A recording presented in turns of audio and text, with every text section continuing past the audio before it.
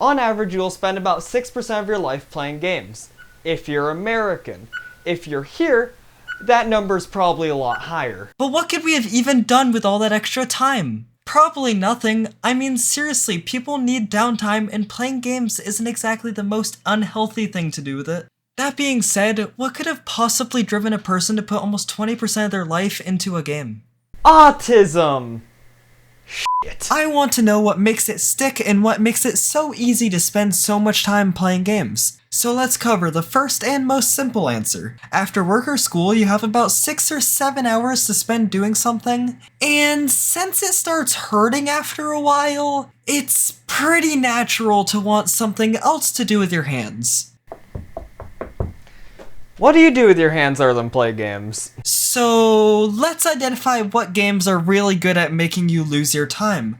So the genres I think of when time is brought up are roguelikes, sandbox games, competitive multiplayer, and Sid Meier's Civilization 5. I'm 3 hours late for school. However, Civ is just digital crack, so in the interest of fairness to other games, we are going to ignore it as no other game series can parallel the crippling addiction that this game can incite. Never said what it would get you addicted to. So, roguelike games are games that want to be like Rogue. Not the D&D class. Rogue is everyone's favorite random level generating game from the 80s. This is where roguelikes come from, and is the concept that allows them to be so interesting for so long. What makes them so easy to continue playing is that they are designed to have an enjoyable core gameplay loop, and then will simply change the surroundings. They also are great methods of modern day commentary. For example, Luck Be a Landlord, a wholesome game about the ever-increasing prices of rent and the desperation of acquiring rent money to such an extreme that the only choice left is to bet it all at the casino! Or Don't Starve, a game about fighting your inner demons and trying to survive the night. I don't know about you, but that just sounds like me trying to justify waking up when I have college in the morning. Or maybe you're like me and just want a nice, fun, relaxing game. Might I suggest Shotgun Roulette? A nice, family-friendly game enjoyable for all ages about putting a large cylindrical object into your mouth and squeezing hard. That being said, while I highlighted a list of games with highly unique theming, it's not exactly a fair description. I love roguelikes mostly because they are games that I can be familiar with. Almost every interaction, and yet never be able to expect what will happen next. These games make use of a thing called flow, and not the asshole with shitty car insurance. And other than being what your drunk uncle claims to live by, you just gotta go with the flow. It's also the psychological effect that makes driving for longer than 20 minutes possible. It's essentially when you know what you're doing, and you are only doing that thing while responding to challenges that you understand and are able to overcome with only minor hesitation. In other words, you see a kid in the street in front of you. You remember to slam that pedal. Remember, the difference in survival rate between 25 miles an hour and 50 miles an hour is 65%, and that's why... And the courts didn't agree, so and someone had to test the statistics. It's not my fault. Anyways, where was I? The main reason we keep playing roguelikes is because they keep us in that comfort zone, while pushing us just ever so slightly over the edge, just enough to keep it interesting. Now, for competitive multiplayer games. This is rather unique because while I could go into specific examples, do I need to? Most games keep two really simple methods to keep a player interested: intrinsic and extrinsic motivation. In this case, the intrinsic motivation is attempting to get better and be the best player in your friend group, for example, versus extrinsic motivation, which is things like completing the battle pass, and then you have something like the rank system, which works for both intrinsic and extrinsic. It extrinsically motivates you to get better rewards, but also gives you a number to your intrinsic goals. Getting better is what motivates you to keep playing. That and that crippling need to justify the hundreds of dollars you spent on microtransactions. Microtransactions singular? What the fuck did you buy? Oh.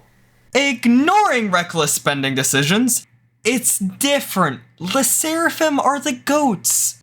and 1/10 the price. Sakura's my bias. Ranks in competitive games are an easy way to make a game have longevity, as you can see a number increase. And trust me, a number increasing is secretly the lowest tier of Maslow's hierarchy of needs. Oh hell yeah! The innate human desire to see a number increasing is only beaten by the pain of seeing that same number lowering. That being said, it's mostly an extrinsic motivation, as it serves mostly as a way to look better at the game, or perhaps more accurately to avoid deranking when you queue with your friends. Yeah, I'm down to run some Overwatch. What rank are you? Silver? Oof, we're too far apart. Tough.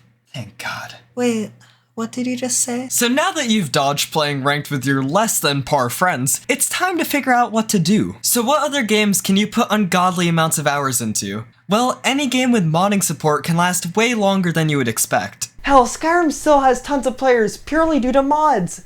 And being more accessible than disease in an anti-vaxxer's backyard barbecue.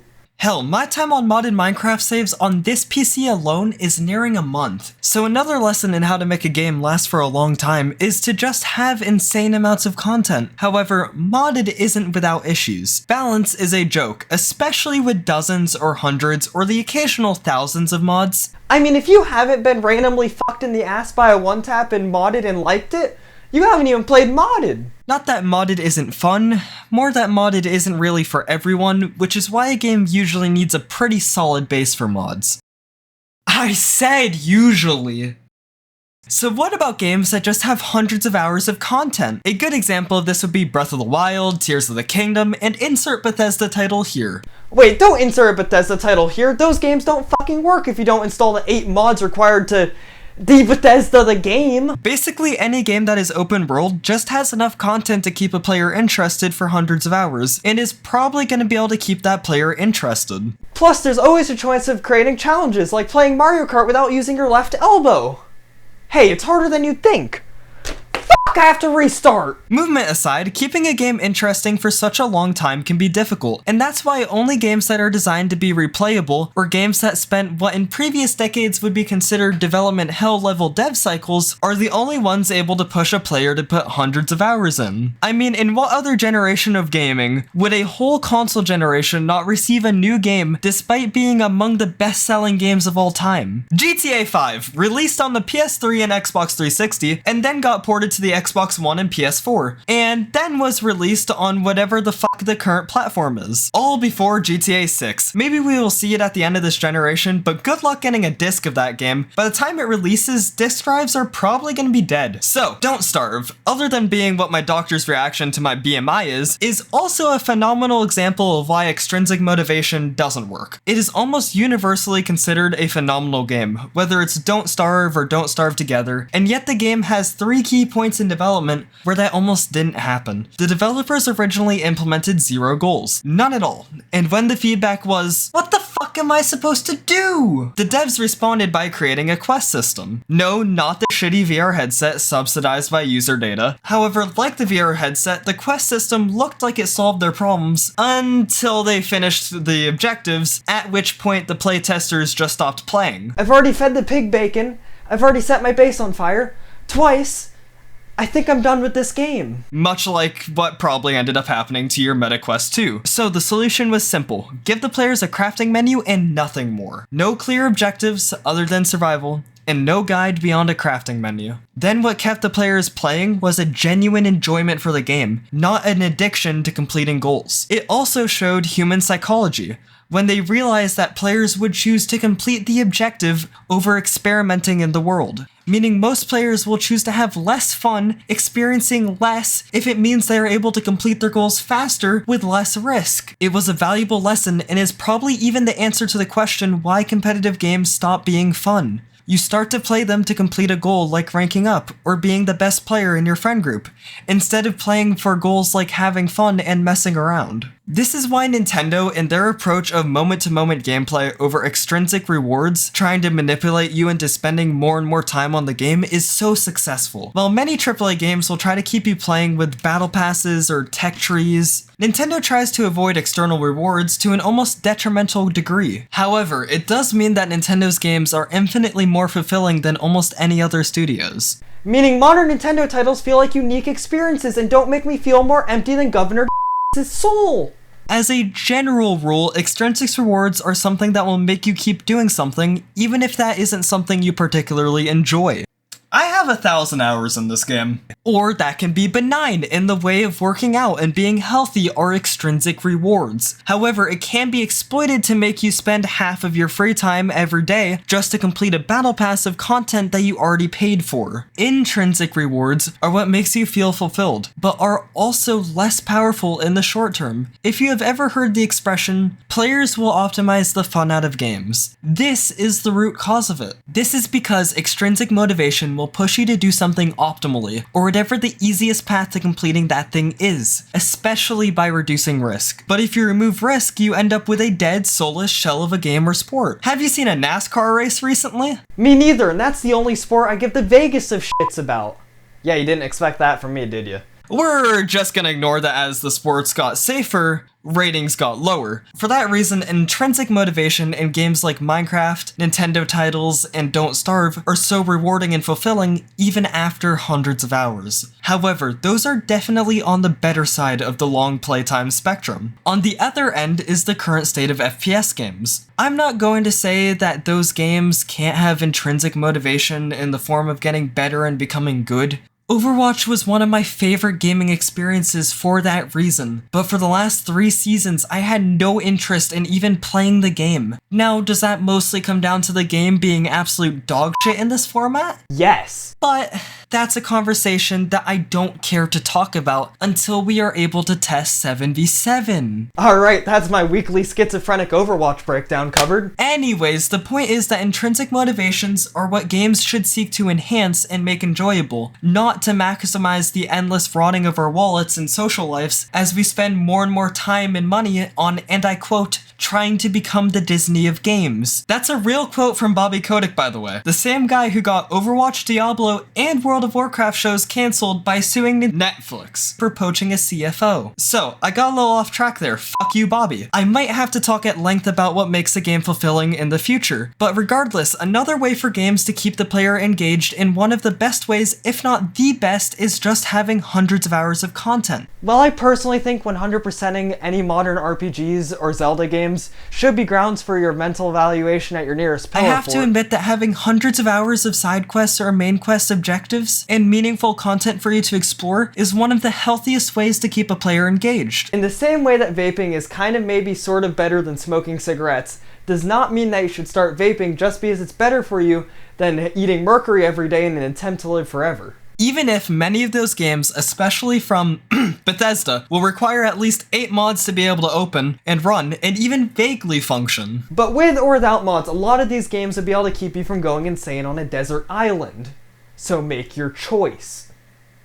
That's not a threat, it's a promise. So what really keeps the player interested after hundreds and hundreds of hours? Well, there are 3 bends: exploitation, enough content, and intrinsic reward. While most modern FPSs fall into the battle pass hell of shitty soul-sucking time wasting, other games like Tears of the Kingdom, Skyrim, or Elden Ring just have enough content to last. Or games that can keep the player intrinsically motivated like roguelikes, Minecraft, or Don't Starve. So to be clear, there are 3 ways for a game to have a long playtime. One of which is indentured servitude, and 2 of which are actually ethical. And I think as a community, as a whole, games are beginning to see the effects of what relying only on extrinsic motivation is doing. While a game entirely reliant on intrinsic motivation can cause you to be much more likely to drop it when your motivation drops, you really enjoy your time with it while you're playing it, opposed to extrinsic motivation where you will keep going and going and going until you realize that grass is a fucking joke and having a tan is for people who don't understand what DOT stands for. Extrinsic rewards work well to give you a push, but when a game relies on it, it becomes toxic and sad, and we are seeing the effects of over-reliance on it in both the recent issues with both Ubisoft and the recent issues within all of the new IPs acquired by Microsoft's disgusting monopoly. Or even in the case of whatever the fuck Concord was. Shit, the game shut down before I can make that joke. Maybe I'm just being hopeful, but I truly do think we will see, at least in some part, a move away from our current over-reliance on battle passes and other toxic methods of extrinsic motivation, in favor of adding in more intrinsic motivation, or content, or better making use of flow states. I mean, we are already seeing some games dull the limited timeness of their older battle passes or skins, and I think we will continue to see a wider shift in the gaming landscape as a whole towards the better nutritionally balanced games. Or maybe that's just how I justify running my IV off of this. Shit.